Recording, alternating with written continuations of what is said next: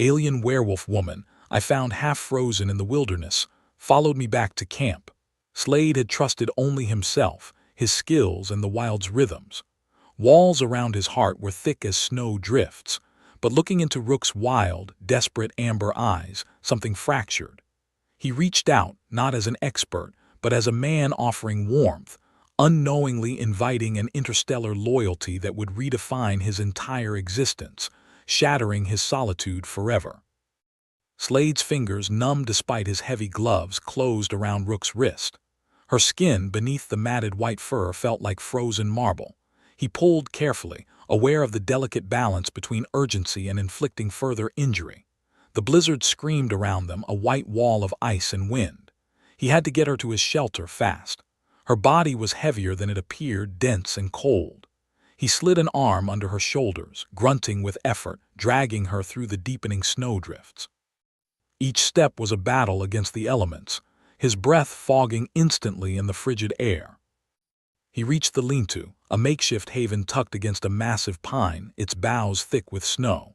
He kicked snow away from the entry flap, then hauled Rook inside. The interior was cramped but shielded from the direct onslaught. A small, carefully constructed fire pit was already prepared.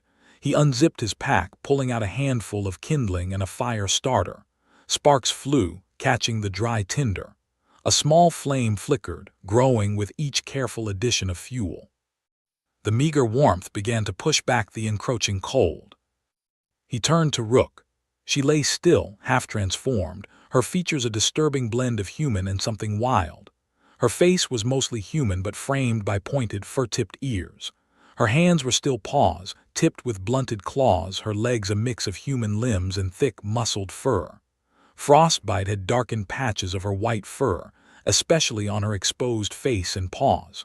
Her breath came in shallow, ragged gasps.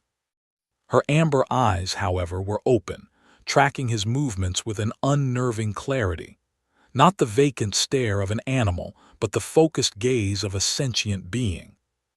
Slade knelt beside her, his breath slow and even. "All right," he murmured, his voice rough from disuse. "Let's get you warm." He pulled out his emergency blanket, a shimmering thermal sheet, and draped it over her, tucking it tight. Next, he unzipped his medical kit. He cleaned the frostbitten areas gently with antiseptic wipes, knotting the strange, almost iridescent sheen beneath the fur in places where the skin was exposed. He applied a thick, protective salve. Rook flinched once, a low growl rumbling in her chest, but her eyes never left his. They held a raw desperation, a plea for help he understood without words. "You're safe here," Slade said, his voice calm, reassuring. He kept his movements slow, deliberate, projecting an absence of threat. He saw a flicker of something in her eyes, a spark of intelligence that went beyond instinct.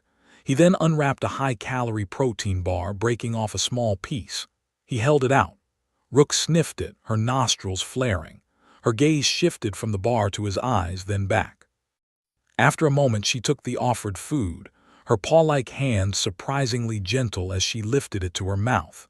She ate slowly, deliberately, her eyes still locked on his. The fire grew stronger, casting dancing shadows. The shelter's internal temperature climbed, slow degrees at a time. Rook's shallow breathing eased. He watched as the frostbite patches seemed to recede, a faint glow emanating from beneath her fur in those areas. Then a more profound change began. The thick white fur on her legs and arms visibly thinned, receding into her skin. Her face softened, the pointed ears subtly reshaping, becoming more human. The blunted claws retracted into perfectly formed human fingers and toes. Her form became distinctly more womanly, though still clad in the tattered remnants of strange, form-fitting fabric beneath her fur. Slade watched, his mind processing the impossible. His worldview, so meticulously built on the predictable laws of nature, now splintered. This was no ordinary creature. She was something else entirely. Yet as her transformation progressed, her eyes remained fixed on his, conveying not fear but a profound, silent gratitude. Her lips parted, a soft, raspy sound escaping. It wasn't a word but an attempt. "Don't push it," Slade advised gently. He offered her a canteen of water. She took it, her human hand now surprisingly steady, and drank deeply. The silent communication between them deepened, a fragile thread woven from shared vulnerability and unexpected compassion. He saw a deep weariness in her, but also a quiet strength. The connection was primal, immediate. He moved to the entrance flap, checking the blizzard. It still raged. He secured the flap, banking the fire with more wood. The shelter became a small island of warmth and quiet in a hostile universe. He sat opposite her, knees drawn up, watching her. Rook settled back, her breathing even, her eyes still on him. She was no longer just a half-frozen enigma, but a presence, a life that had intruded on his solitude. And in her gaze, he saw not just dependence, but an unspoken promise, a nascent loyalty that resonated deep within him, challenging the very foundations of his solitary existence. The wild outside was brutal, but the warmth inside, the fragile spark of connection, felt like a new kind of frontier. Rook's breathing deepened, a peaceful rhythm in the quiet shelter. Slade watched her, the strange, ethereal glow beneath her skin fading completely. Her transformation was absolute. She was a woman, her features refined, delicate, yet etched with a resilience that spoke of something ancient and unyielding. The tattered fabric she wore was a dark, flexible material, clearly not from Earth. He noted the intricate, almost circuit-like patterns woven into its texture. As dawn approached, painting the blizzard outside in soft gray light, Rook stirred. Her amber eyes, now softer, less wild, met his. A flicker of something passed between them, a shared recognition of the impossible. She pushed herself up, her movements surprisingly fluid, her earlier frostbite seemingly vanished. She moved with a silent grace, observing the lean-to, touching the rough-hewn logs, the packed snow. She paused at the fire, extending a hand to its warmth, a faint smile touching her lips. Slade offered her another canteen of water, along with a portion of dried meat and berries. She accepted, her gaze still holding a profound gratitude. She ate slowly, deliberately, her eyes never leaving his for long. Her recovery was miraculous. Within hours, she moved like a seasoned predator, alert, watchful. "You're strong," Slade said, his voice a low rumble. He pointed to himself. "Slade." Rook tilted her head, observing his mouth, then mirrored the motion. "Slade," she repeated, the sound a soft, unfamiliar cadence. She then placed a hand over her heart. "Rook." "Rook," he confirmed, a genuine smile touching his lips. It was a start. He gestured to the vast, snow-covered forest outside. "Where are you from, Rook?" He knew the answer would not come easily. She looked out, then back at him, her brow furrowed. She made a sweeping gesture upwards, pointing to the sky, then mimed a journey a long distance. She drew a crude symbol in the packed snow near the fire, a circle with intricate lines within it. She then tapped the symbol. "Veridia." The word was soft, a whispered secret. Slade studied the symbol, then looked at her. "Veridia," he repeated, testing the foreign sound. It resonated with the impossible reality he was now facing. Rook nodded, her eyes darkening. She made a motion of pushing something away, then looked around the shelter with a quick, nervous glance. She held up her hands, one palm open, the other making a fleeing motion. Fleeing. Her voice was a strained whisper, the effort of forming the word visible. She was running from something. He understood. Her past was not just distant but dangerous. His gaze hardened. He would protect her here. Later that day, as the blizzard finally eased into a steady snowfall, Rook became a sentinel. She moved to the entrance flap, her ears twitching, her head cocked. Her senses were preternatural. She could hear the subtle shift of snow from a distant branch, the faint scuttle of a mouse beneath the drifts, sounds Slade would never perceive. She would stand for long stretches, utterly still, facing outwards, her body tense. Slade watched her. She moved with an innate understanding of the wild, her steps silent, leaving almost no trace. She wasn't just observing, she was guarding. His camp, his small sanctuary, was now hers to protect. He saw the fierce loyalty in her posture, in the way her gaze swept the perimeter, a silent promise. One evening, as twilight deepened the forest shadows, Rook tensed. Her head snapped towards the south. A low growl rumbled in her chest, a sound that was surprisingly deep for a human woman. She turned to Slade, her amber eyes wide, urgent. She pointed, then made a tearing motion with her hands, a fierce, primal warning. Slade grabbed his axe. He had heard nothing, but Rook's instinct was absolute. He trusted her. He moved to the entrance, slowly pushing aside the flap, peering into the gloom. The snow had stopped, leaving a fresh, undisturbed blanket. Nothing. But Rook was beside him, her body coiled, ready. She grabbed his arm, pulling him back inside, then pointed to a specific spot outside the lean-to, about 20 yards away. She held up 2 fingers, then made a motion of large claws. Bear, Slade mouthed, a territorial grizzly. They were rare this high up, but not unheard of. It would be hungry, roused from its den by the easing storm. A heavy snort echoed through the quiet forest, closer than Slade expected. A dark, hulking shadow moved among the pines, its massive head low to the ground, sniffing the air. It was a large male, its fur matted and thick. It was heading directly for their camp, drawn by the scent of fire and dried meat. Slade gripped his axe tighter. He knew how to handle bears. He had faced them alone before, but this time he wasn't alone. Rook stood beside him, a silent, unwavering ally. She pulled a bone knife from a sheath hidden within her strange clothing, its blade glinting wickedly in the low light. Her stance was low, predatory. The bear emerged from the tree line, its immense frame filling the small clearing. It paused, its small eyes fixing on the lean-to, then on them. A guttural growl vibrated through the air, a challenge. It lumbered forward, slow but deliberate, testing them. "Hey," Slade yelled, stepping out, making himself big. He swung his axe not to hit, but to intimidate. The bear merely snarled, picking up its pace. It was too hungry, too territorial. Rook didn't hesitate. With a burst of speed that startled Slade, she darted forward, not at the bear, but to its flank. Her movements were a blur. She moved like wind, like water, impossibly fast. She didn't engage directly, but danced around its periphery, a distracting, agile target. The bear roared, swiping a massive paw at her, its claws tearing through the air where she had been a moment before. Its attention was now divided. This was their strategy. Slade watched, his mind racing, adjusting. Rook wasn't just fast, she was intelligent, drawing the bear's focus, creating openings. Slade saw his chance. As the bear lunged clumsily at Rook, its flank exposed, he moved. He wasn't as fast, but he was powerful. He swung the axe with all his might, aiming for the bear's shoulder, a non-lethal but debilitating strike. The blade bit deep, a grunt of pain erupting from the animal. The bear bellowed, spinning around, its rage now focused on Slade.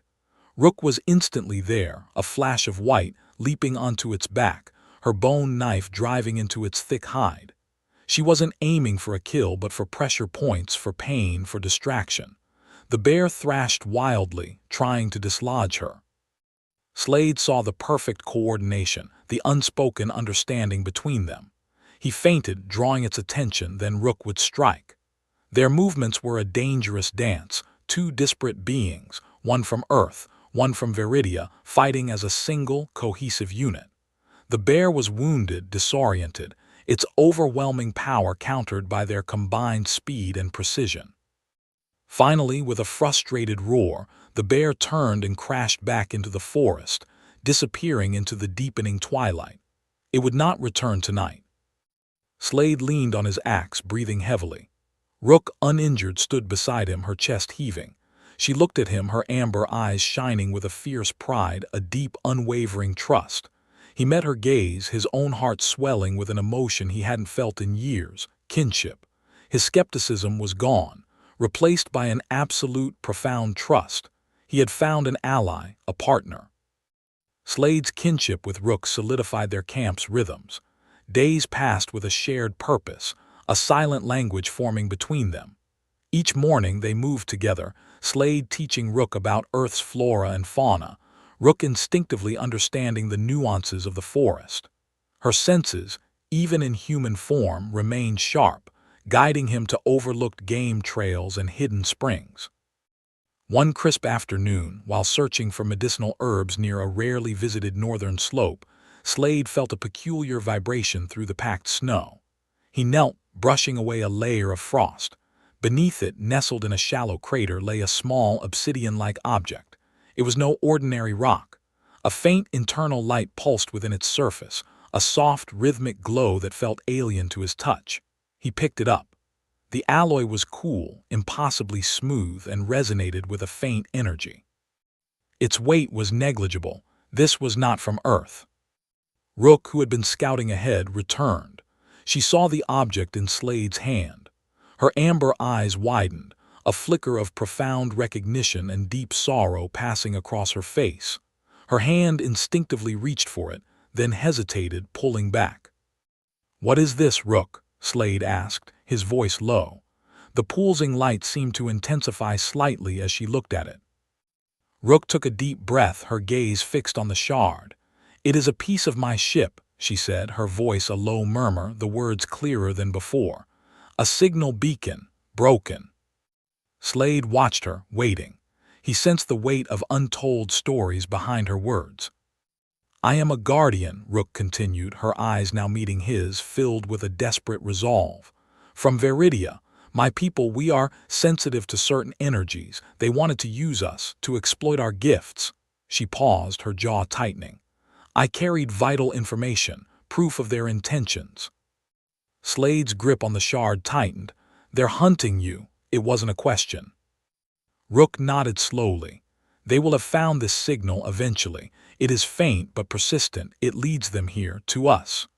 Her voice held a tremor of fear, a raw vulnerability Slade had not heard before. "They are relentless. They do not give up."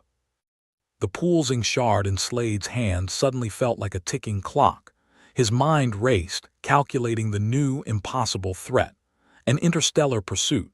His remote wilderness, his sanctuary, was no longer safe. Rook's safety, and by extension his own, depended on immediate action. He crushed the shard in his hand, the strange alloy disintegrating into dust that swiftly faded into nothingness.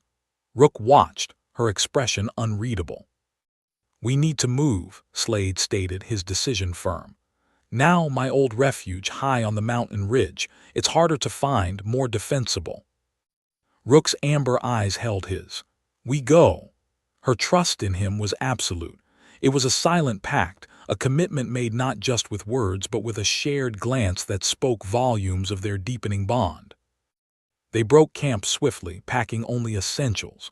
The journey began at dawn, a silent, urgent trek deeper into the untamed peaks. Slade led the way, his axe held ready, his senses honed by decades in the wild. Rook moved like a ghost behind him, her every step precise, her gaze constantly sweeping their surroundings. She picked up subtle signs Slade would have missed. A disturbed patch of moss, a faint, unnatural scent carried on the wind, a distant, almost imperceptible tremor in the earth. "They use drones," Rook murmured one evening as they rested, her eyes scanning the darkening sky. "Silent, unseen, they scan for energy signatures, for Veridian tech, for me." Slade nodded, absorbing the information. He altered their route, opting for shadowed ravines and dense tree cover, using the natural terrain as their shield. His internal conflict was a battle between his ingrained skepticism and his undeniable, profound commitment to Rook. He was a man of logic, but Rook defied all logic. Yet his loyalty burned bright. He felt a fierce protectiveness he hadn't known he possessed. This was not just about survival anymore. It was about protecting her, protecting their fragile, impossible connection. One afternoon, Rook suddenly stopped, holding a hand up. Slade froze, his hand going to his knife. He heard nothing, but Rook's posture, rigid and alert, spoke volumes. She closed her eyes for a moment, then opened them, pointing to a distant, almost invisible thread of vapor far above the highest peaks. "They are searching," she whispered. "High altitude, not close yet, but they are close enough." The sight of the faint vapor trail, barely visible against the vast blue, sent a chill down Slade's spine. This was real. This was a threat unlike any he had ever faced. Yet looking at Rook, her face set in fierce determination, he felt no fear, only resolve. Their connection was a powerful anchor in the face of the unknown. They pressed on, their pace relentless, fueled by the invisible urgency. The higher they climbed, the more rugged the terrain became, the air growing thin and sharp. Slade navigated treacherous rockfalls and hidden crevices, his knowledge of the mountains absolute. Rook followed without hesitation, her agility making light work of the climbs, often offering a steadying hand or a strong boost when Slade needed it. They moved as one, a seamless partnership forged in shared danger and unwavering trust. As twilight painted the distant peaks in hues of purple and gold, they reached the mountain ridge. A natural overhang provided shelter, overlooking a vast, uninhabited valley. It was a place of stark beauty and formidable defense. Slade turned to Rook, his breath misting in the cold air. "This is it," he said, a quiet certainty in his voice. "They won't find us here, not easily." Rook stood beside him, her gaze sweeping the horizon, her shoulders relaxing slightly for the first time in days.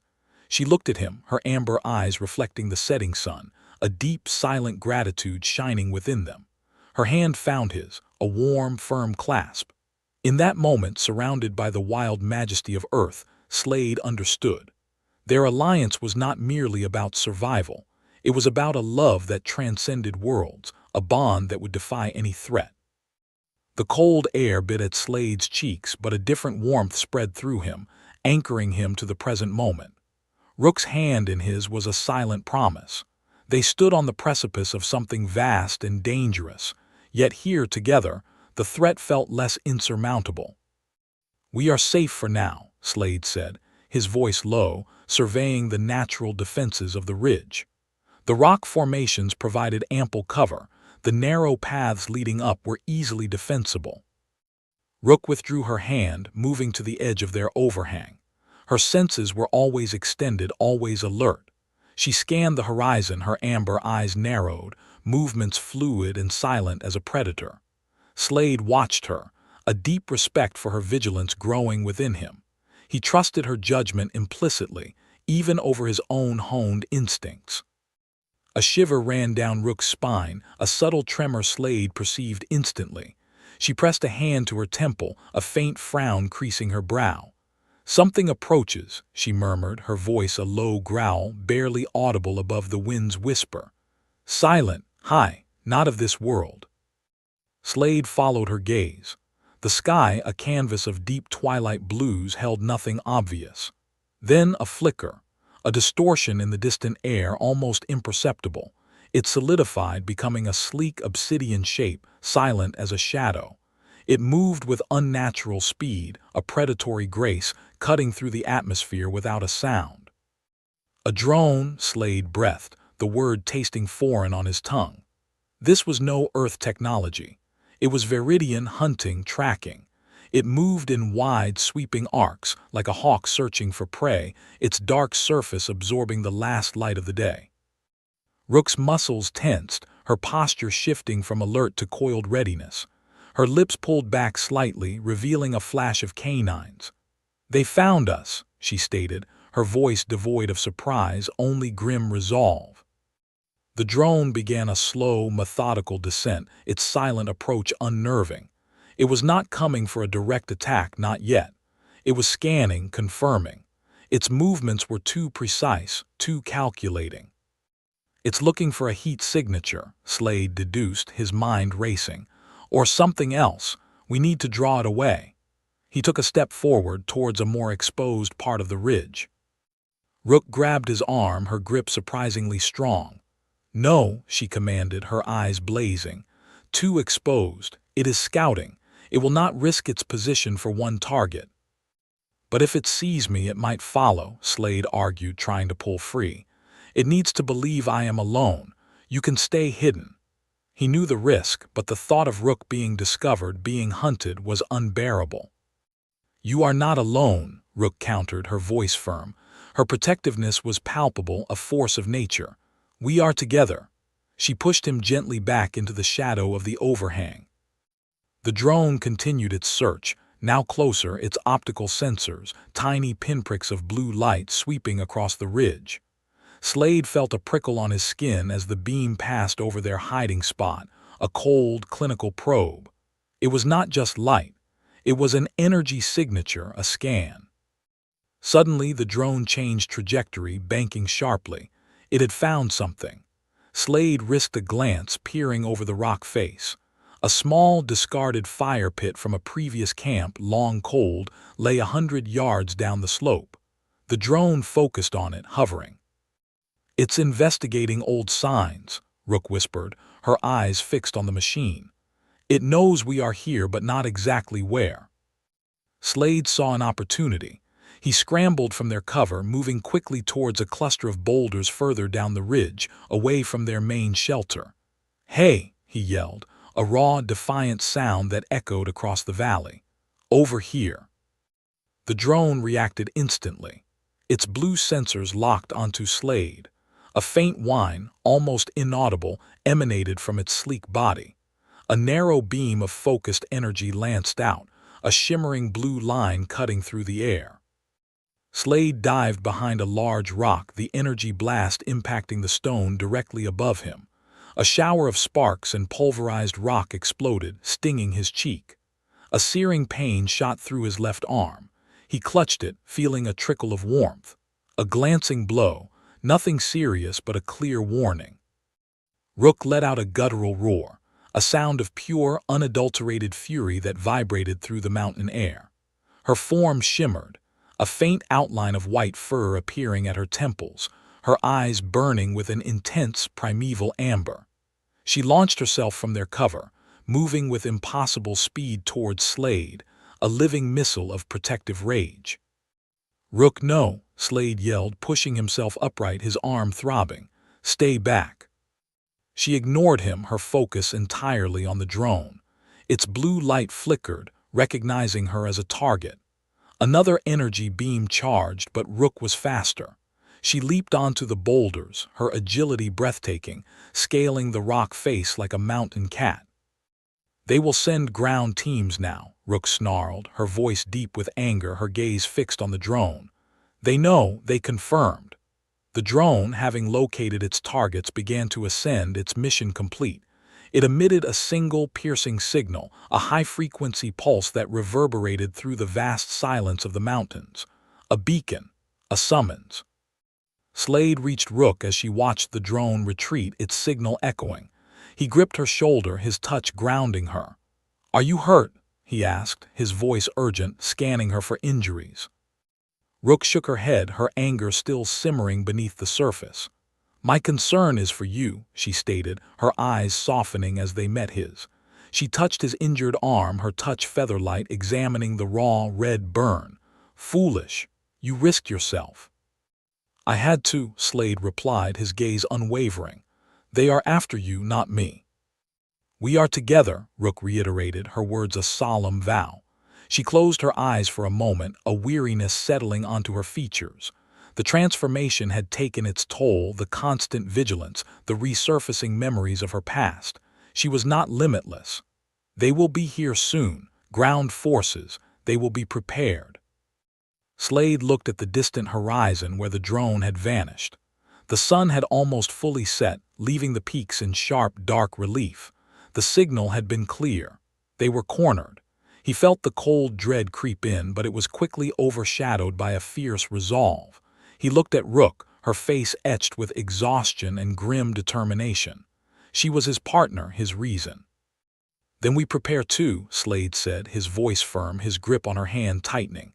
"This mountain is my home. It has secrets they don't know. We will use them." He looked out at the darkening valley, a new plan beginning to form in his mind. The odds were dire, but their bond was stronger.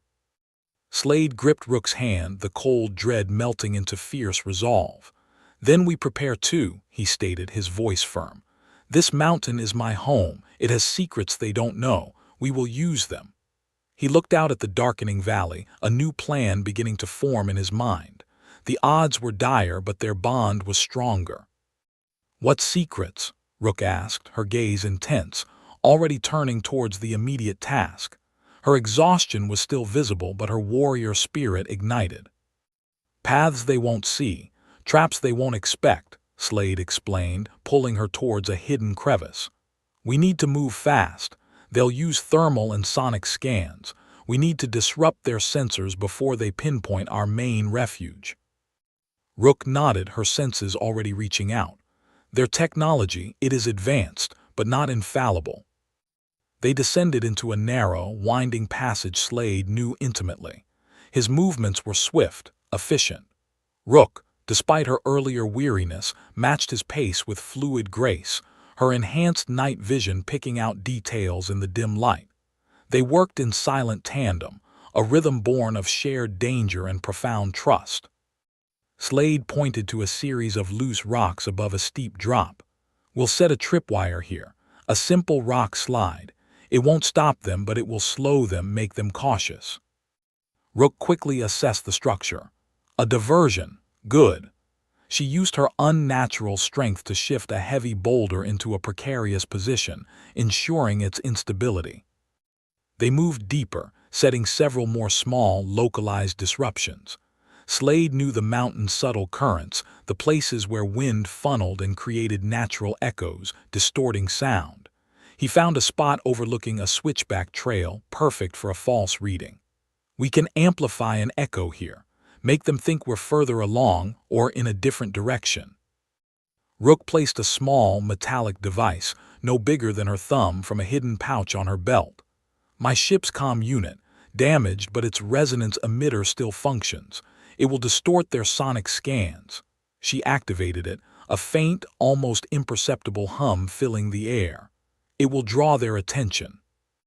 As twilight deepened into full night, the first signs of the Viridian ground team appeared.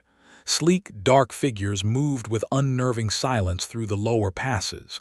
Their movements were precise, methodical. Slade watched them through his binoculars from a concealed overlook, his jaw tight. "They're spreading out, searching." Rook stood beside him, her gaze piercing the darkness. 3 squads, each with a scout drone. They use stealth field generators. "We hit the scouts first," Slade decided, his voice low. "Disrupt their eyes, then we focus on the main units." He gestured towards a narrow, ice-slicked gully. "My first trap. It's a dead end, but they won't know that until they're in it." The lead Viridian scout drone, a smaller, more agile version of the one from earlier, detached from its squad and began a high-speed sweep of the gully. Slade and Rook waited, hidden in a small alcove. The drone's sensors were humming, searching for life signs. "Now," Slade whispered. Rook lunged from their cover, a blur of motion. She didn't attack the drone directly.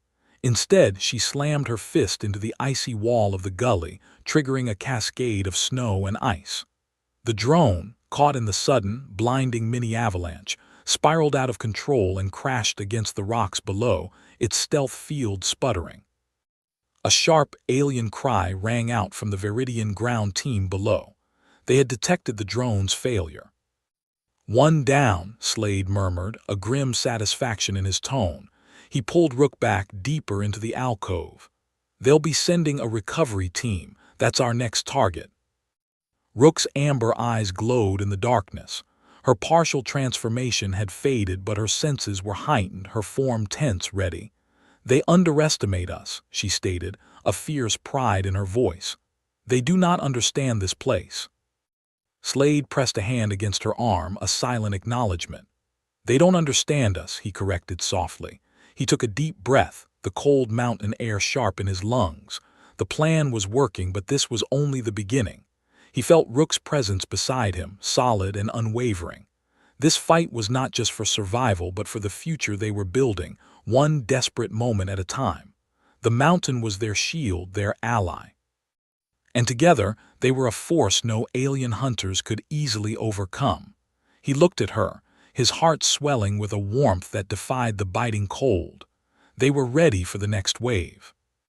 A sharp, alien cry rang out from the Viridian ground team below.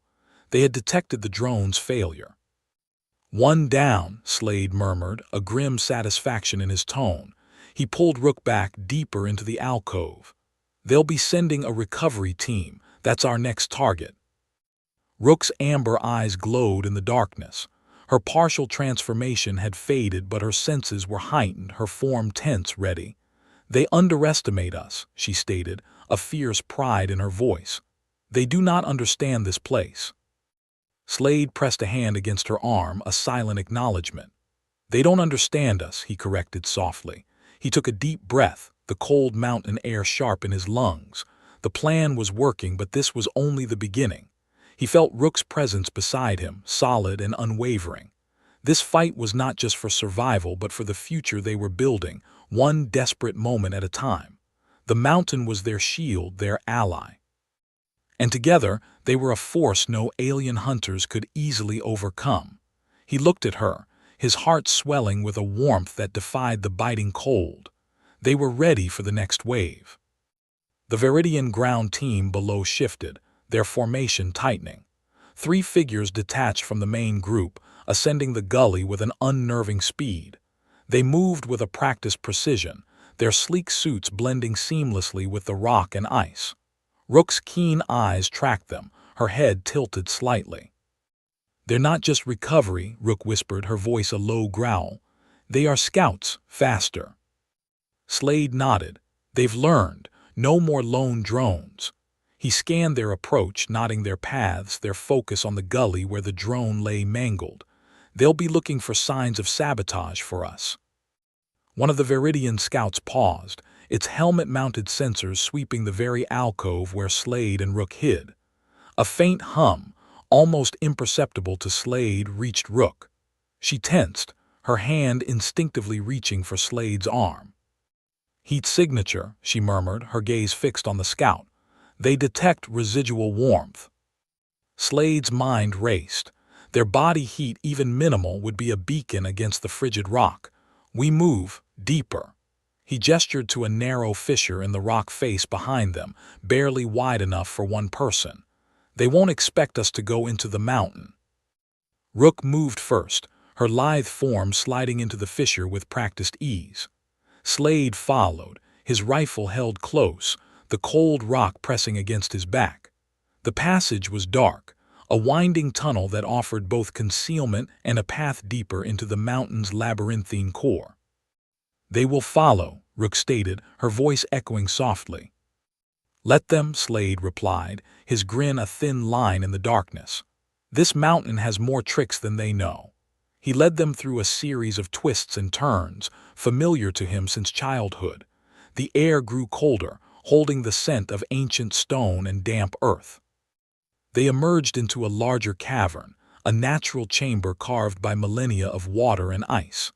A faint light filtered in from a high opening, casting long, eerie shadows. Slade pointed to a section of the cavern wall, where a natural rockslide had occurred years ago, leaving a precarious overhang. "This is it," Slade said, his plan forming. "They'll come through the fissure expecting to find us in a dead end. We'll be waiting."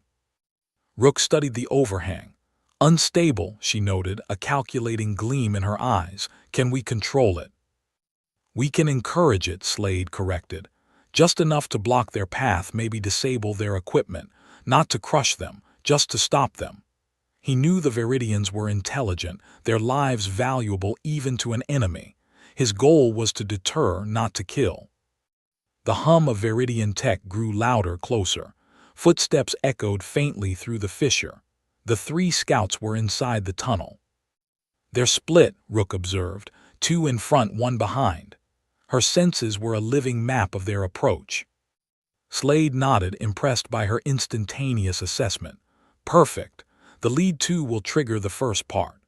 He moved to a small, strategically placed boulder, nestled just beneath the unstable overhang. A strong push, timed just right, would bring down a controlled cascade of rock and ice.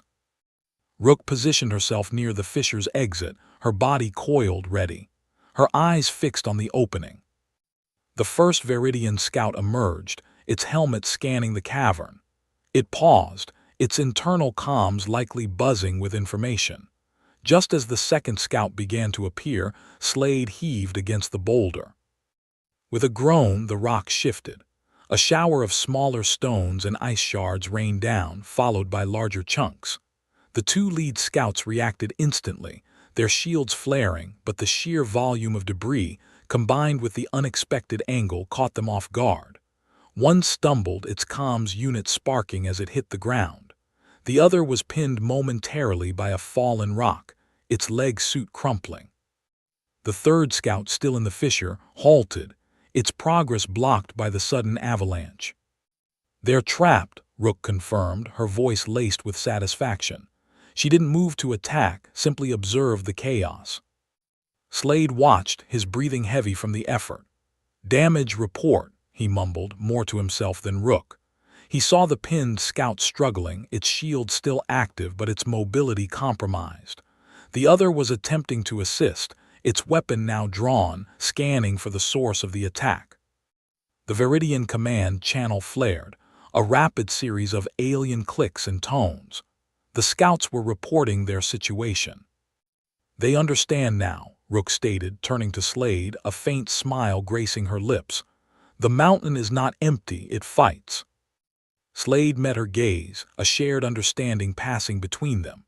They had bought themselves time, and more importantly, they had shown their formidable opponents that this was not a simple hunt. This was a war of attrition, fought on their terms in their territory. He reached out, his fingers brushing hers, a silent affirmation of their unbreakable bond. The warmth of her touch was a stark contrast to the cold mountain air, a promise of continued defiance. They would not yield. The next wave of Viridian hunters would find them just as ready. Slade and Rook moved swiftly, not waiting for a direct counterattack. The trapped scouts would report their situation, and the Viridian forces would adapt.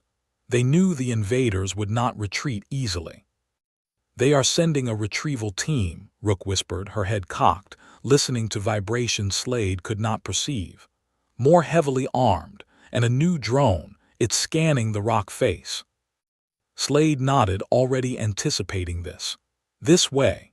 He led her deeper into a narrow passage, a natural tunnel he had discovered years ago, barely wide enough for them to squeeze through. It snaked upwards, offering concealment and a higher vantage point. The rockslide had bought them time, but not safety. The air grew colder as they ascended. Slade kept a hand on Rook's arm, guiding her through particularly tricky sections, his fingers brushing the fine hair on her forearm. She moved with an almost liquid grace, her powerful limbs finding purchase on seemingly smooth surfaces. Their movements were synchronized, a silent dance honed by desperation and an unspoken understanding. They reached a small, concealed ledge overlooking the cavern where the scouts were trapped. Below, a contingent of Viridian soldiers, clad in heavier armor, had descended. They worked efficiently, using energy tools to clear the rockslide, their focus entirely on their trapped comrades. The new drone, smaller and more agile than the first, zipped through the cavern, its sensors bathing the walls in an invisible light. "It's mapping the internal structure," Rook murmured, her gaze tracking the drone. "Looking for new entry points or us." "It won't find this one," Slade replied, patting the rough rock beside him. "Too small, too irregular for their standard scans. We have the advantage here." He watched the Viridians. Their rescue efforts were methodical but slow. The mountain was resisting them. A surge of pride, a fierce protectiveness for his home, swelled within him. This was his territory and he would defend it. Below, the trapped scouts were freed. One limped heavily, its leg suit visibly damaged. The other's comm unit remained dark. The lead Viridian, identifiable by a distinct insignia on its armor, surveyed the cavern, then spoke rapidly into its own comms. Its gaze lingered on the fissure where Slade had triggered the collapse. "They understand," Rook said, her voice low.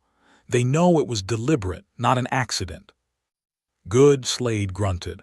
"Let them understand. This isn't a simple hunt, it's a fight." A new wave of Viridian chatter crackled through Rook's enhanced hearing. "They are splitting up," she reported. "One team will continue to clear the main passage. The other is deploying smaller, ground-level drones. They're coming for the fissures." Slade's mind raced. The small drones would be harder to evade, capable of navigating tight spaces. They would need a different approach. "We need to move. There's another path further up through a network of ice tunnels. It's treacherous, but it leads to the north face. They won't expect us there." Rook met his gaze, her amber eyes reflecting his resolve. The cold will affect their systems. Their armor is not designed for sustained exposure to this level of sub-zero. "Exactly," Slade confirmed. "We use their weaknesses against them. My weakness is their tech. Their weakness is my mountain." He gestured for her to follow, leading the way into an even narrower opening, a dark slit in the rock face that promised only more cold and danger. The ice tunnels were a labyrinth of glistening blue and white, their breath plumed in the frigid air. The ground was slick and the walls sparkled with frost. Slade moved cautiously, testing each step, his survival instincts guiding him. Rook, however, seemed to thrive in the cold. Her senses, already heightened, seemed to sharpen further here. She moved silently, a ghost in the ice. As they navigated a particularly tight bend, a faint, high-pitched whine echoed through the ice. "Drone," Rook warned, her hand instantly on Slade's arm, pulling him back against a frozen wall. "Small, very close." Slade pressed himself flat, his heart thudding against his ribs. The sound grew louder, closer. He saw a faint light, bobbing in the distance. The Viridians were using miniature recon drones, designed to scout ahead in confined spaces. These were far more advanced than the previous models. "It's too small for a rockslide," Slade murmured, "and too fast. Can you disable it?" Rook shook her head. "Not without revealing our position. It would register the energy signature, but I can mask us." She reached out, her fingers brushing the icy wall. A strange, almost imperceptible shimmer seemed to ripple around them, a distortion in the frigid air. The tiny drone zipped past their hiding spot, its single optical sensor sweeping the passage. It paused for a fraction of a second, its light flickering as if registering something, then continued its path, disappearing into the icy depths. Slade let out a slow breath. "What did you do?" "A subtle energy distortion," Rook explained. "A trick from Viridian scouts. It mimics environmental interference, makes their sensors read empty space, only effective for brief moments and on small objects." "Clever," Slade acknowledged, a spark of admiration in his eyes.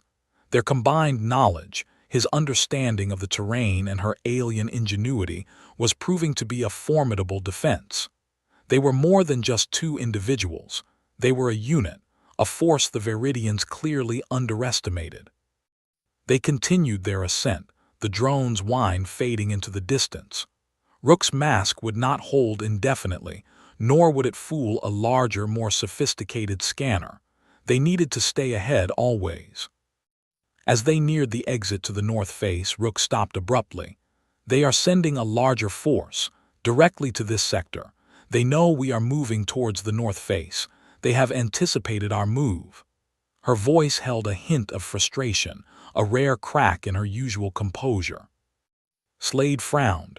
How could they know unless, he looked at Rook, a sudden realization dawning, "they're tracking you." Rook nodded slowly. A residual energy signature from the shard. Even crushed, fragments might still emit a faint pulse, or perhaps a biological tracker embedded from my past. I have feared this. Her eyes were filled with a profound weariness, a deep-seated fear he had rarely seen. "We'll deal with it," Slade said, his voice firm, reaching out to grasp her hand. Her skin was warm against his, a comforting anchor in the icy gloom. "We always do. What's the plan, then? If they're waiting for us on the north face, we can't just walk out."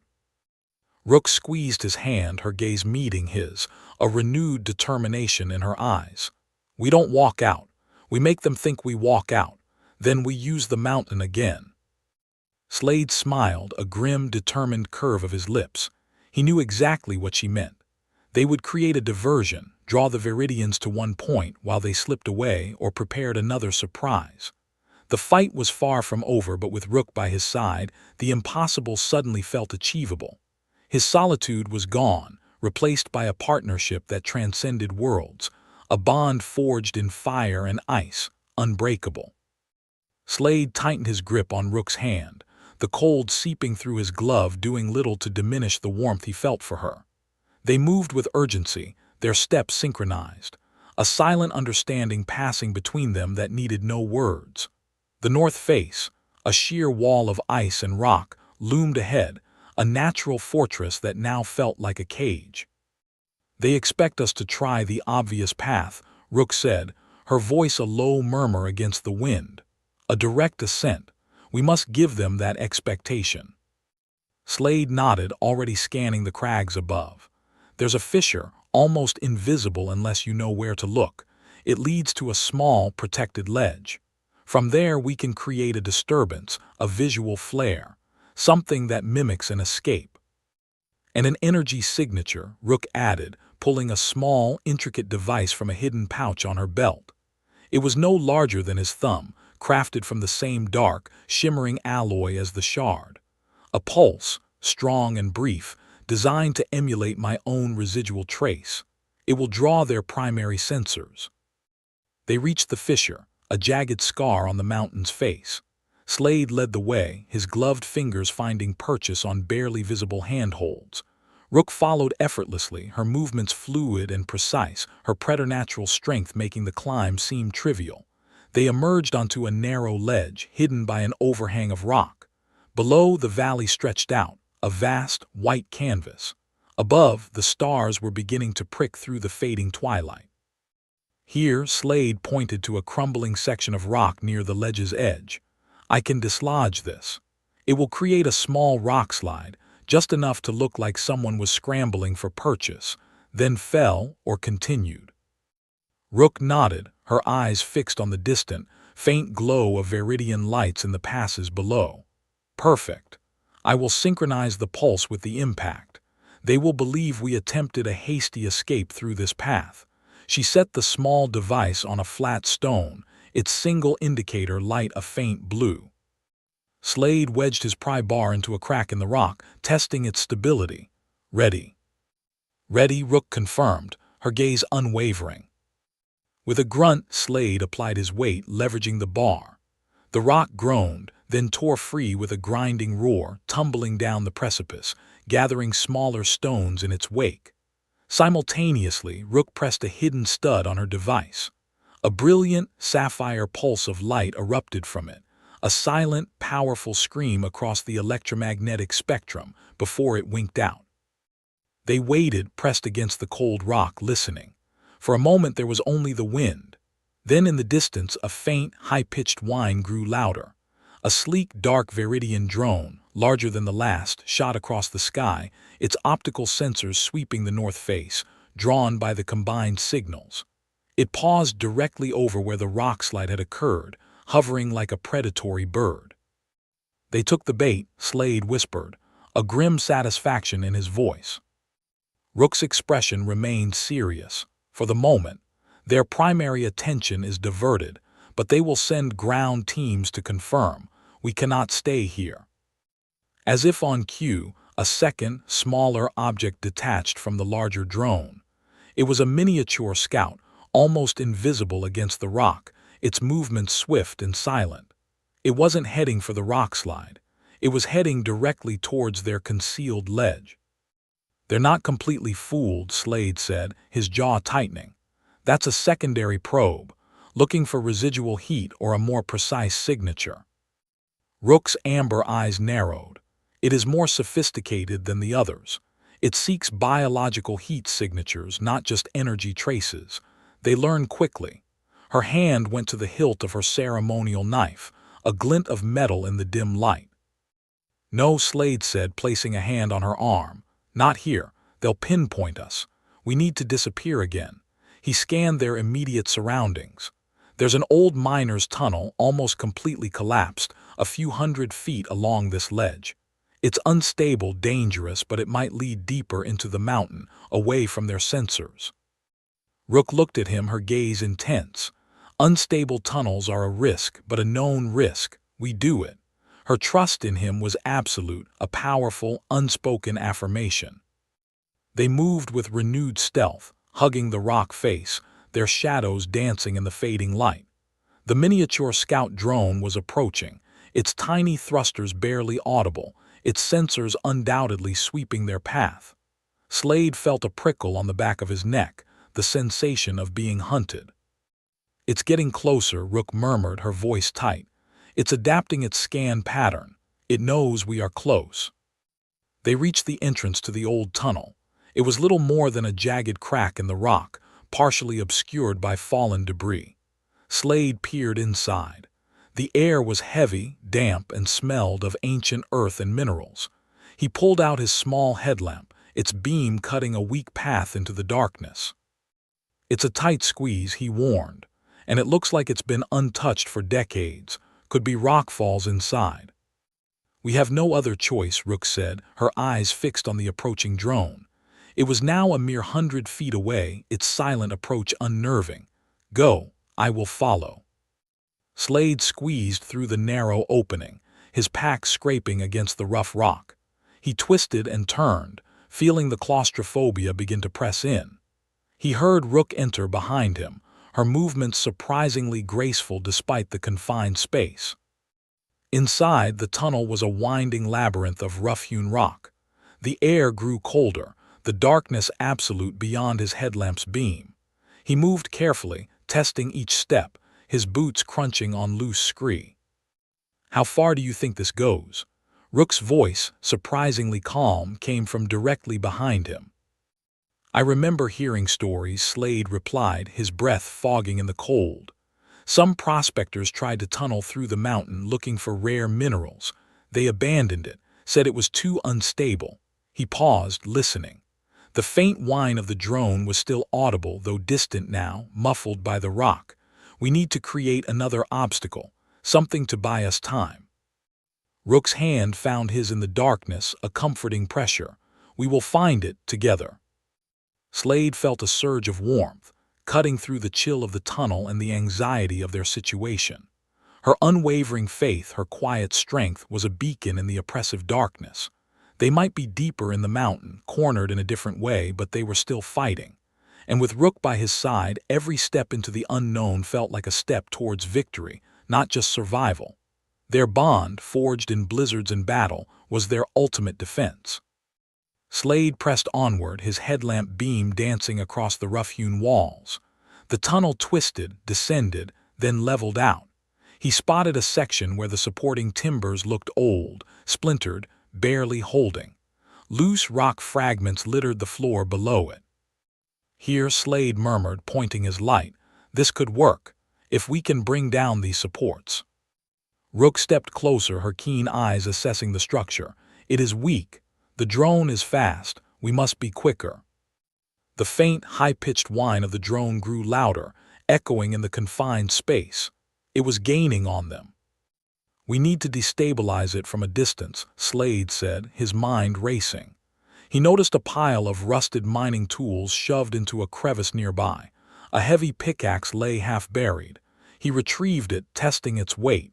"This will help." He began to carefully strike at the base of one of the main support timbers, aiming for a point where the wood was already cracked. Each blow sent a shower of dust and splinters, the sound amplified by the tunnel walls. The drone's whine was a constant, growing presence. Rook stood guard, her senses tuned to the approaching threat. "It is very close, perhaps 30 feet. Slade gritted his teeth, putting more force into his swings. The timber groaned, a deep, ominous sound. Small rocks began to trickle from the ceiling. "Ready to move fast when it goes," Slade instructed, his voice strained. "I am ready," Rook confirmed, her body tensed. With a final, powerful strike, the timber split with a sickening crack.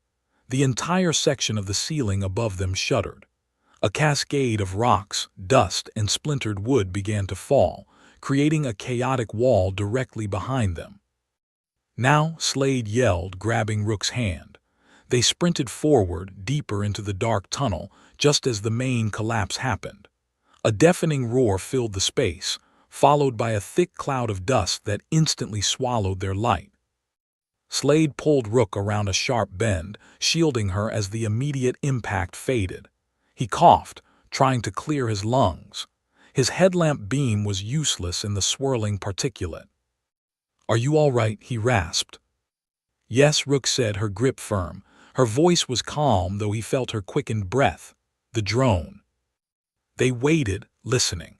The roar had subsided into a continuous rumble of settling debris. There was no more whine, only the sound of their own breathing and the drip of water from the tunnel walls. "It should be buried," Slade ventured, hope rising in his chest. That was a lot of rock. A faint, flickering light appeared through the dust cloud behind them. It wasn't the steady beam of the scout drone. It was an erratic, pulsing glow, like a damaged energy source struggling to maintain itself. "No," Rook whispered, her eyes wide. "It is not destroyed. It is damaged, but still active." Slade swore under his breath. The Viridian technology was more resilient than he'd anticipated. The miniature drone, though battered, was clearly attempting to free itself, its damaged emitters throwing off distorted light. "It will still track us," Rook stated, her voice tight with concern. "Even damaged, its sensors will function." "Then we keep moving," Slade said, pulling her hand again. His mind was already searching for the next weakness, the next opportunity. This tunnel has to lead somewhere. They navigated the dust-choked passage, the flickering light of the struggling drone a chilling reminder of its persistence. The air grew thinner here, colder still. Slade noticed a faint, almost imperceptible draft. "Airflow," he pointed out. "There might be another exit or a vertical shaft." Rook nodded, her gaze sweeping the high ceiling. "Upwards. That is good. Harder for the drone to follow if it cannot fly freely." They found a narrow, vertical shaft, barely wide enough for them to squeeze through one at a time. It ascended steeply, the rough-hewn handhold slippery with moisture. Slade went first, testing each grip, pulling himself up with practiced ease. Rook followed, her movements silent, her strength evident as she ascended without a sound. The drone's flickering light was still visible below, a stubborn, wounded predator. It was trying to navigate the new rockfall, its damaged form struggling. "It cannot follow us directly up this shaft," Rook observed, her voice barely audible as they climbed. "It is too wide for it to brace, too narrow for full flight." "It will find another way around," Slade countered, knowing the enemy's relentless tactics. "Or wait for us at the top. We need to be ready." They emerged into a small, natural cavern, higher up in the mountain. Moonlight filtered in through a narrow crevice far above, casting ethereal shadows. The air was fresh and bitingly cold. The drone's light was no longer visible below them. "We bought ourselves some time," Slade said, allowing himself a moment of relief. He looked at Rook, her face illuminated by the faint moonlight, her amber eyes reflecting a fierce determination. "What now?" Rook moved to the crevice, peering out into the night. Her expression grew grim. "They will know this shaft exists. The main forces. They will send a team." She turned to him, her gaze unwavering. "We are almost through the mountain. One more push. We will face them outside on our terms, not theirs." Slade nodded, a cold resolve settling in. He knew what she meant. They were not just evading anymore. They were preparing to strike back, to end this pursuit. Their bond was a silent agreement, a shared defiance against impossible odds. Together, they would emerge from the mountain's heart, ready for the final confrontation. Slade moved to the crevice Rook had indicated. It was a narrow opening, a jagged smile in the rock face, barely wide enough for them to squeeze through. A biting wind whipped in, carrying the scent of pine and fresh snow. He peered out cautiously. The moon hung high, illuminating a wide, desolate plateau that stretched for 100 yards before dropping into a steep, forested valley. The ground was rocky, interspersed with patches of stubborn, wind-scoured snow.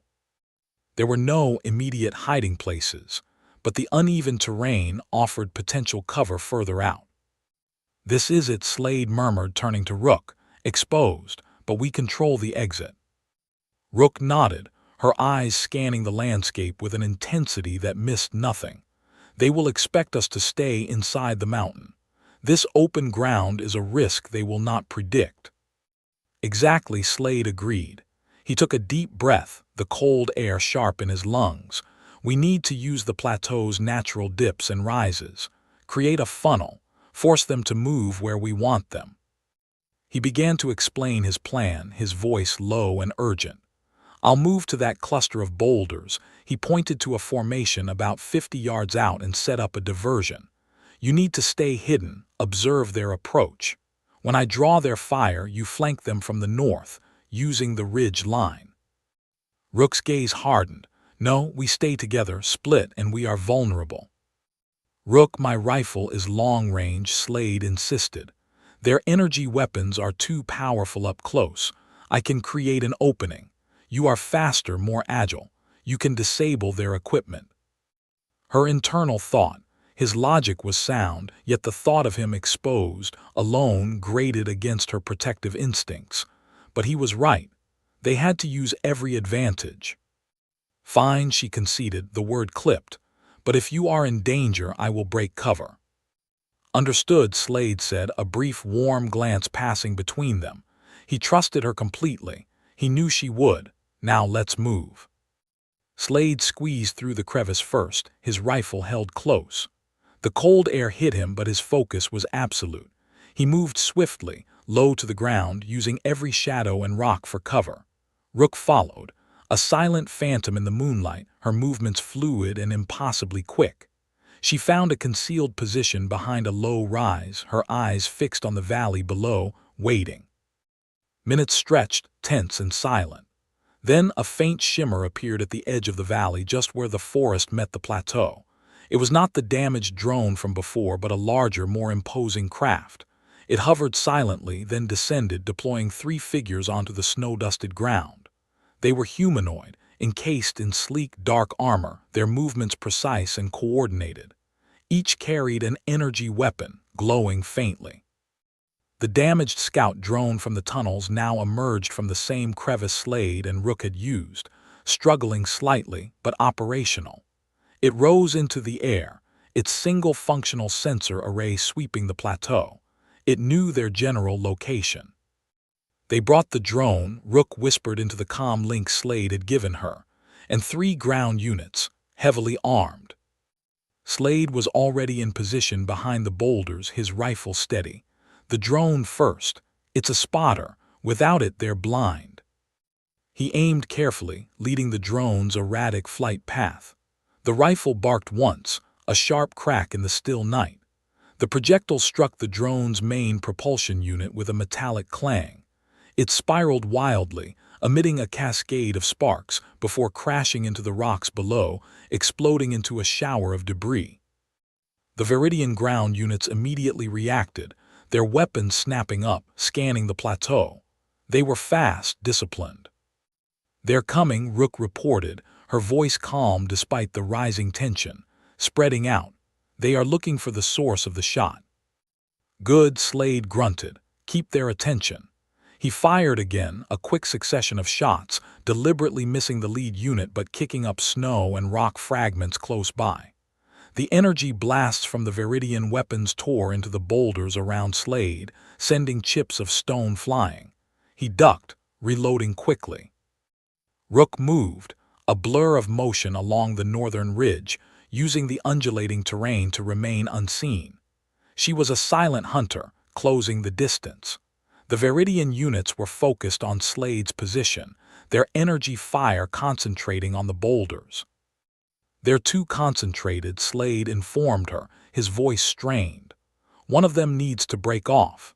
He fired again, aiming for the ground near the far-right Viridian, forcing him to shift position. The Viridian unit, momentarily separated from its companions, became Rook's target. She accelerated, her muscles coiling and releasing with impossible power. She closed the gap in seconds, appearing seemingly out of nowhere, a primal force against advanced technology. The Viridian turned, startled, its weapon beginning to track her, but Rook was faster. She launched herself forward, not aiming to kill but to disable. Her fist connected with the Viridian's arm, twisting the energy weapon from its grasp and sending it skittering across the icy ground. Then, with another swift movement, She jammed her elbow into the joint of its armored leg, hearing a faint crunch. The Viridian warrior stumbled, its movements compromised. The other two Viridians reacted instantly, turning their weapons towards Rook.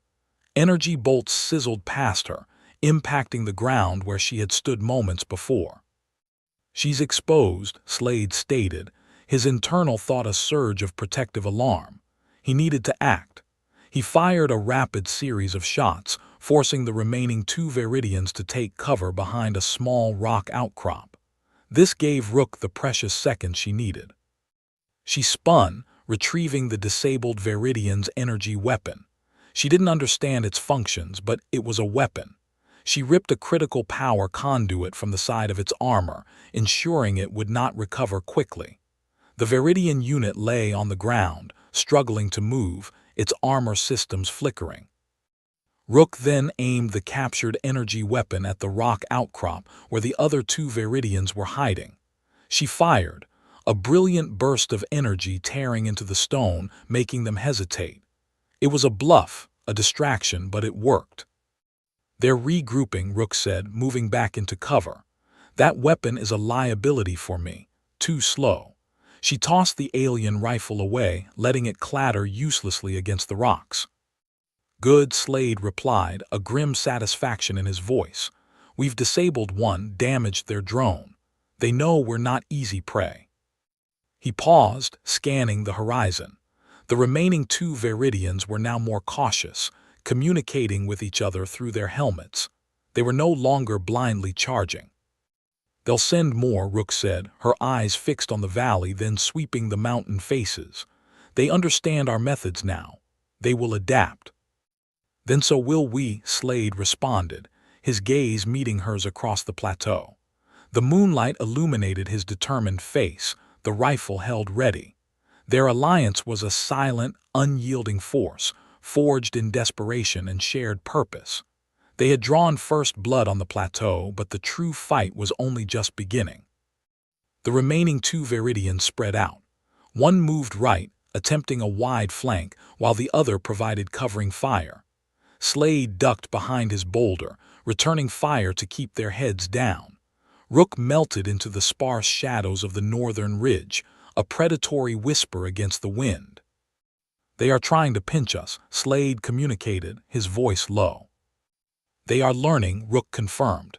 "Their commander is observing." A high-pitched whine cut through the air. From behind a distant rock formation, a larger, more heavily armored Viridian unit emerged. This one was different. It moved with an authoritative stride, its weapon held with an almost casual confidence. Its helmet was sleek, without the standard targeting array. "That is the lead," Rook stated, her voice tight.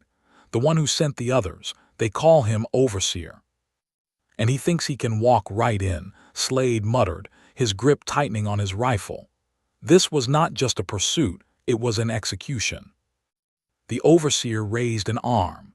The two flanking Viridians paused, then shifted their positions, converging towards the center of the plateau, forming a triangular assault. They were forcing Slade and Rook into an open kill zone. "We need to break their formation," Slade decided. "Rook, can you get behind the Overseer, create a distraction, draw his fire? I will take out the nearest flank." "Understood," Rook replied. Her form shimmered, a brief, almost imperceptible shift in the light as she moved with impossible speed. She was a blur, using the limited cover of ancient, wind-scoured rocks. The Overseer tracked her movement with unnerving precision, his head turning slowly, deliberately. He did not fire, but his presence alone seemed to radiate a cold, calculating threat. Slade fired 3 quick shots at the Viridian to his right, forcing it to dive behind a narrow rock spire. Before it could recover, he shifted his aim, targeting the other flanking unit. His shots impacted its armor, making it stagger. The Overseer finally moved, not to attack Rook, but to intercept her. He drew a glowing blade from his hip, a weapon unlike the energy rifles of the other units. Its edge pulsed with an internal light. "He is going for you, Rook," Slade yelled, his heart pounding. Rook saw the blade. She feigned a direct attack, then spun, changing direction mid-stride. The overseer was fast, his movements fluid, but Rook was faster. She darted past him, momentarily disorienting him. The overseer recovered, turning with astonishing agility. He did not waste time. He sent a low-energy pulse from his blade towards Rook, not meant to kill but to stun. It struck her leg, making her stumble. Rook, Slade fired a burst at the overseer, but the armored figure barely flinched. The rounds ricocheted off his reinforced plating. Rook quickly regained her footing, the stun pulse fading. He is more durable, she gritted out. The blade has a secondary function. We need to regroup, Slade said, realizing their plan was unraveling. Fall back to the chasm. He laid down, suppressing fire, forcing the two remaining regular Viridians to hunker down. Rook, still favoring her leg slightly, moved with renewed urgency towards a deep, narrow chasm that split the plateau. It was a perilous, jagged cut in the earth, a place of shadows and unstable ledges. The overseer followed, his strides long and measured. He was not rushing, he was herding them. He wants us in the chasm, Rook observed, her eyes scanning the rock faces. He knows the terrain. Maybe, Slade replied, or maybe he does not know what we will do once we are in there. They reached the edge of the chasm, a sheer drop into darkness. Wind whistled up from its depths. Slade glanced at Rook, a shared understanding passing between them. This was their last stand on this plateau. We will separate them, Slade explained, pointing to a narrow ledge that ran along one side of the chasm. I will go low, you go high. We will use the echoes, confuse their sensors. Do not engage the overseer unless you have to. He is the biggest threat, Rook countered, her gaze fixed on the approaching overseer. Precisely, Slade said, which means we do not give him a clean shot at both of us. The two regular Viridians reached the chasm's edge, their weapons raised. The overseer stood behind them, observing. Viridian unit, halt pursuit. Surrender the asset, Slade of Earth. The overseer's voice boomed across the plateau, perfectly modulated, echoing slightly in the chasm. It was the first time they had heard a Viridian speak their language. Slade felt a cold dread. They knew his name, they knew who he was. Rook's eyes narrowed. He has been observing you, not just me. You want her, Slade shouted back, his voice defiant. Come get her. He dove into the chasm, scrambling down a precarious rock face, using every handhold and crevice he knew. The Viridians hesitated, then one of them fired into the darkness after him. Rook waited a beat longer, then ascended. She scaled the opposite side of the chasm with impossible grace, finding purchase on seemingly smooth rock, disappearing into the jagged shadows near the top. The overseer stepped forward, a foolish display of defiance. You cannot protect her. Her purpose is greater than your sentimentality. He aimed his glowing blade at the chasm entrance, not at the depths, but at the rock face itself. A concentrated beam of energy erupted, striking the rock. The stone hissed and cracked, a small section beginning to crumble. He is trying to collapse the entrance, Rook warned from above. To trap you, Slade. Slade heard the grinding of rock, the shower of debris. He was deeper now, out of the direct line of fire, but the chasm was unstable. He glanced up, seeing the overseer's relentless assault on the rock. Keep him busy, Rook, Slade yelled, his voice echoing. Find a weakness. Rook moved, a shadow among shadows. She was higher now, above the overseer, but exposed. She launched herself across a gap, landing on a narrow ledge directly above the Viridian commander. She plunged downwards, her claws extended, aiming for the overseer's head. The overseer reacted with blinding speed, turning and raising his blade. Rook's attack was deflected, her claws scraping against the glowing energy of the blade. The impact sent a jarring shockwave up her arm. She landed heavily on the ledge next to him, momentarily stunned. One of the regular Viridians moved to engage Rook, but Slade, from below, fired a precise shot. The round impacted the Viridian's knee, making it buckle. The Overseer pressed his advantage against Rook, his blade sweeping in a wide arc. Rook dodged, using the narrowness of the ledge to her favor, but she was cornered. His movements were too precise, too practiced. She needs help, Slade thought, desperate. He began to climb, ignoring the unstable rock, ignoring the Viridian with the injured knee who was now trying to aim its weapon at him. The Overseer spoke again, his voice cold. "You prolong the inevitable, Guardian. Your defiance only brings more suffering." Never, Rook snarled, her eyes blazing with amber light. She was not just fighting for survival. She was fighting for Slade, for the life they had found together. She saw an opening. The Overseer's blade was a potent weapon, but it was also a focal point. With a sudden burst of speed, she darted past the blade, aiming for the Overseer's arm, the one holding the weapon. Her claws raked across the armored joint. It was not enough to disable him, but it made him flinch. "There," Slade yelled, seeing the momentary distraction. He found a purchase, pulled himself onto the ledge, and raised his rifle. The Viridian with the injured knee was still aiming, but Slade was faster. He fired, hitting its weapon, sending sparks flying. The Overseer, focused on Rook, was momentarily off balance. Slade saw a faint, almost imperceptible seam in his armor near the shoulder. A design flaw or a deliberate weakness. He did not care. He aimed and fired. The round impacted the seam with a sharp clang. A shower of sparks erupted, and the Overseer recoiled, a low sound of surprise escaping its helmet. Its glowing blade flickered, then dimmed. "You are resourceful, human," the Overseer's voice changed, a hint of something metallic now, less controlled. "But this is not over." The Overseer raised his damaged blade, focusing its remaining energy on the ground at his feet. A surge of power ripped through the rock. The entire ledge began to vibrate violently. "He is destabilizing the chasm," Rook cried, her eyes wide. "Jump," Slade yelled, grabbing Rook's arm.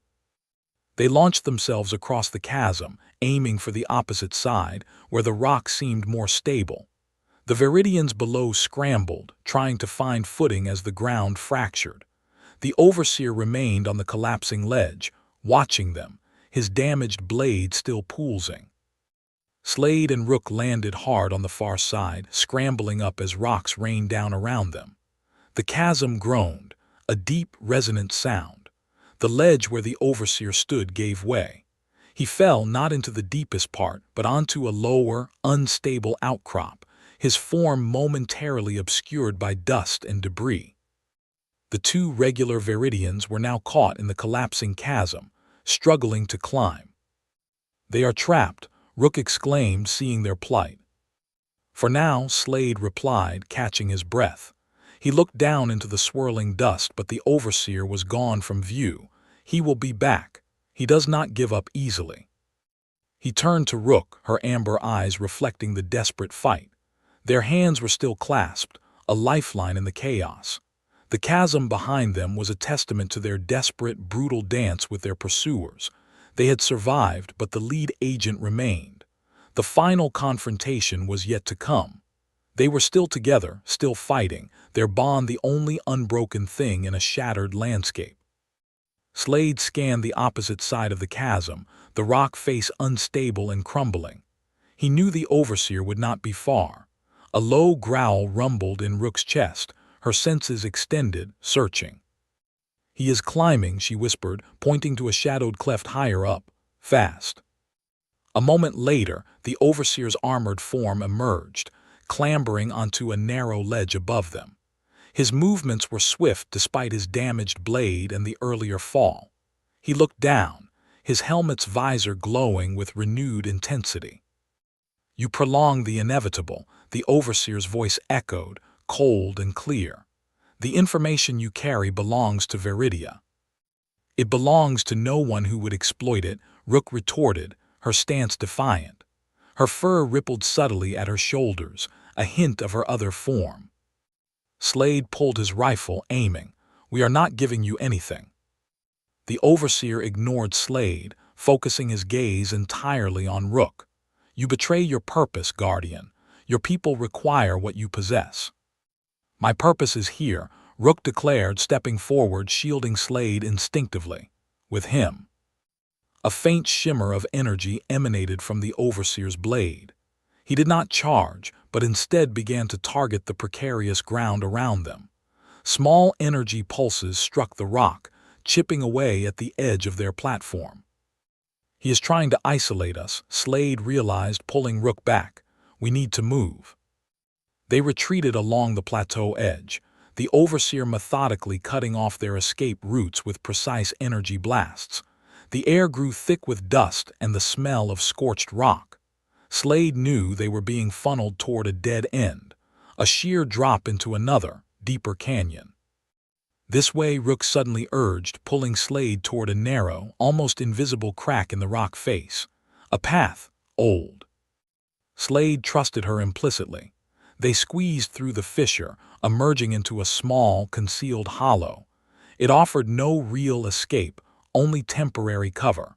The Overseer appeared at the fissure's mouth, his helmet tilting as he scanned their position.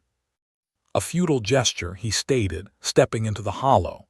He raised his blade, its energy now fully restored, the previous damage seemingly bypassed by internal repair systems. "This ends now."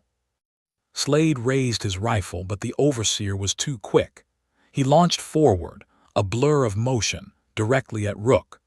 Slade fired, but the Overseer deflected the shot with a casual flick of his blade, the energy round sparking harmlessly against the shimmering field. Rook met the charge head-on, her movements a primal dance of power and grace. Her bare hands deflected the stunning blade, her strength surprising even the Overseer. But the blade's energy pulsed, and each block sent jolts of pain through her.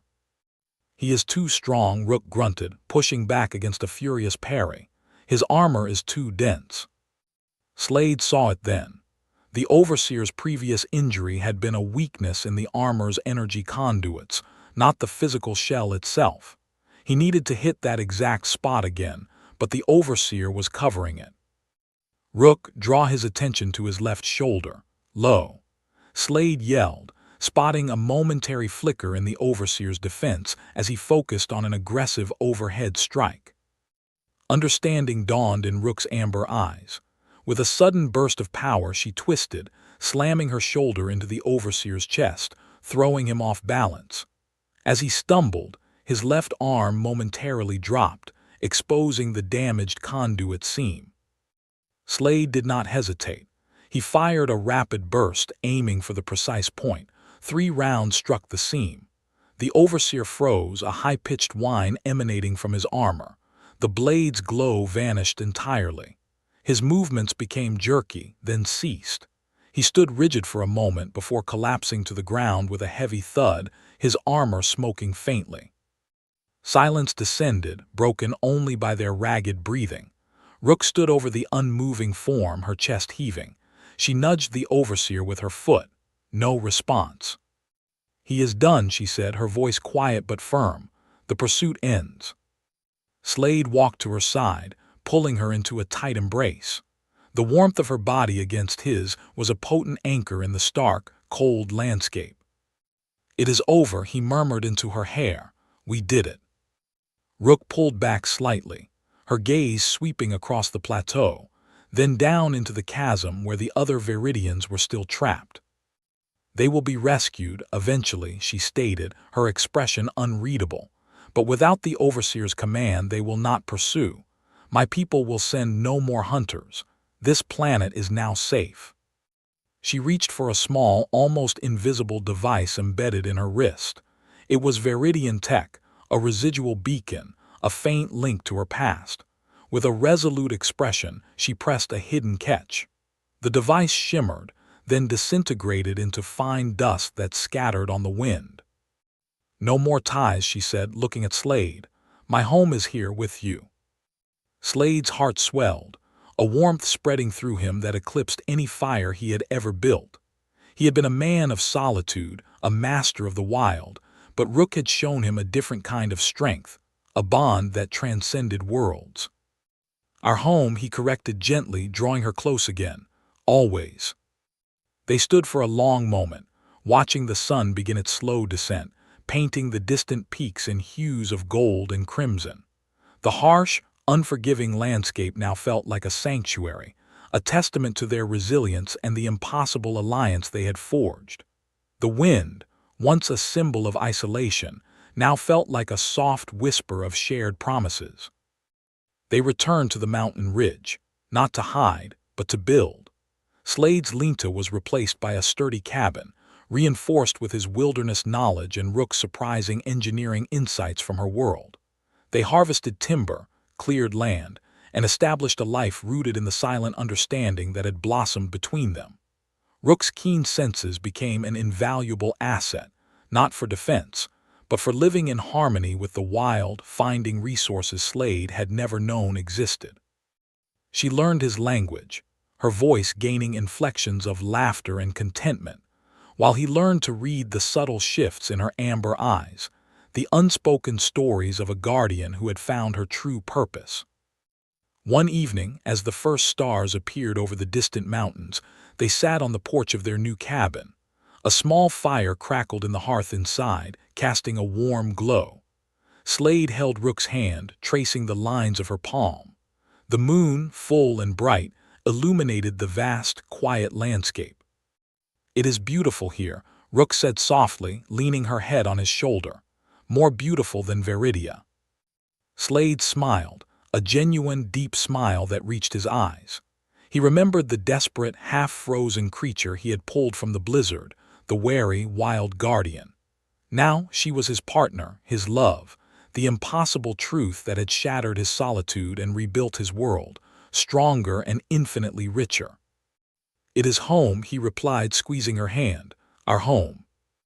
And in the quiet embrace of the mountains, under the vast, indifferent stars, they found a peace that resonated with the beating heart of two souls, forever intertwined. Their journey had ended, and their life together had finally begun.